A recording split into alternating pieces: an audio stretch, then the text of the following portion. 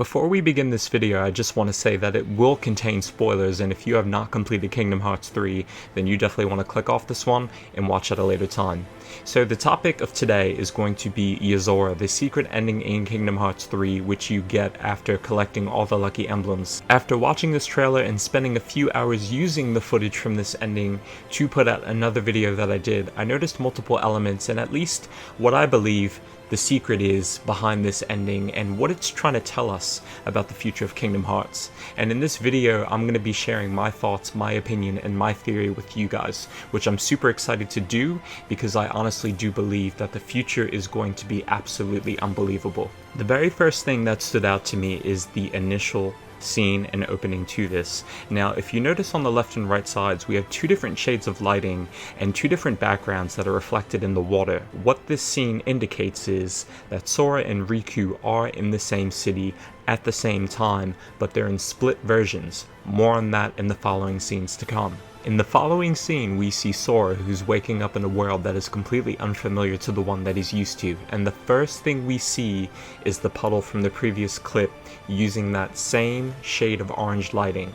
I believe that puddle from the previous clip to be Sora's point of view, and again, the one on the opposite side of that to be Riku's point of view. When we join Riku for the first time in this trailer, the one thing that immediately stands out is the lighting and features in the background of what I believe to be the reflection of the water in the first clip on the left side. I know I'm getting into really specific details here, but again, I think this is supposed to signify that these two are both in Shibuya at the same time, but two separate versions. As the trailer proceeds, we continue to see their surroundings and POVs as it continues to go back and forth between our two main characters.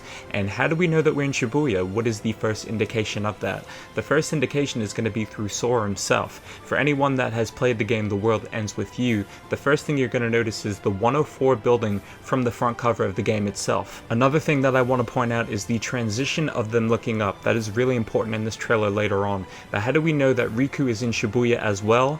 In the following scene, from what we are currently seeing on our screen, we see the main character from Verum Rex, Yozora himself. We know that Verum Rex is based in Shibuya, which further confirms that these two are in the same place at the same time. But again, I have this heavy theory that they are separated in two different versions of the same city. And as Riku gazes up at Yozora for the first time, we have what I believe to be Sora on the other end based off that background lighting, looking up at the Master of Masters, making the black box symbol with his hands, followed by a heart over the moon for Kingdom Hearts and his intentions going forward. The trailer closes off with the wording Reconnect Kingdom Hearts, which I believe once again to be a fresh, brand new series that is going to be introduced to us next. So in the end, what do I believe is going to happen in the next set of Kingdom Hearts games? I think that we are going to end up going to the worlds that fall under the Square Enix title and the history of things that they have put out. And that might mainly feature Final Fantasy worlds, which would explain why the Final Fantasy characters weren't in Kingdom Hearts 3.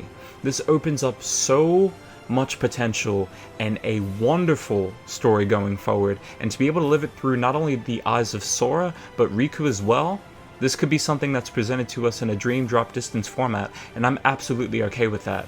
I love what Nomura is doing, and I hope that what I believe in my heart is the actual thing that's going to happen in the future. Just imagine being able to experience Chrono Trigger through Kingdom Hearts.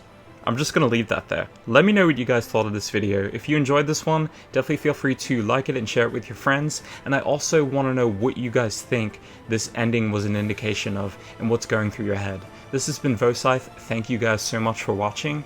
Later.